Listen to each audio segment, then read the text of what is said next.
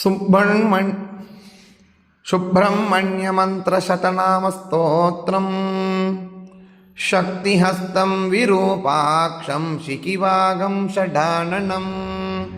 दारुणं निपुरोरग्नं भावये कुक्कुटध्वजम् इति ध्यात्वा स्कन्दो गुहः षण्मुखश्च फालनेत्रसुतः प्रभुः पिङ्गलकृत्तिकासूनुः शिखिवागो द्विषड्भुजः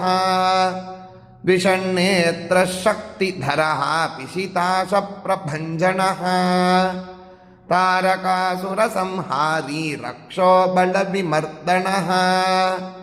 मत्तप्रमत्त उन्मत्तः सुरसैन्यसुरक्षकः देवसेनापतिः प्राज्ञः कृपालु भक्तवत्सलः उमासुतः शक्तिधरः कुमारक्रौञ्चधारणः सेनानीरग्निजन्मा च विशाखः शङ्करात्मजः शिवस्वामी गणस्वामी सर्वस्वामी सनातनः अनन्तमूर्तिरक्षोभ्यः पार्वतीप्रियनन्दनः गङ्गासुतः शरोद्भूत आहूतः पावकात्मजः जृम्बः प्रजृम्ब उज्जृम्बः कमलासुनसंस्तुतः एकवर्णो द्विवर्णश्च त्रिवर्णः सुमनोहरः चतुर्वर्णः पञ्चवर्णः प्रजापतिरगस्पतिः अग्निगर्भः शमीगर्भो विश्वरेतासुरारिका हरिवर्णः शुभकरो पटुश्च वटुवेशभृत् पूषा गहस्तिर्गगनश्चन्द्रवर्णः कलाधरः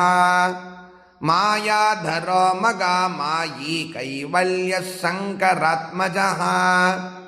विश्वयोनिरमेयात्मा तेजोनिधिरनामयः परमेष्टि परब्रह्म वेदगर्भो विरात्सुतः पुलिन्दकन्या भर्ता च महासारस्वतावृतः असृतो किल दाता च चोरग्नो रोगनाशनः अनन्तमूर्तिरानन्दः शिखण्डीकृतकेतनः डम्बः परमडम्बश्च मगाढम्भो वृषाकपिः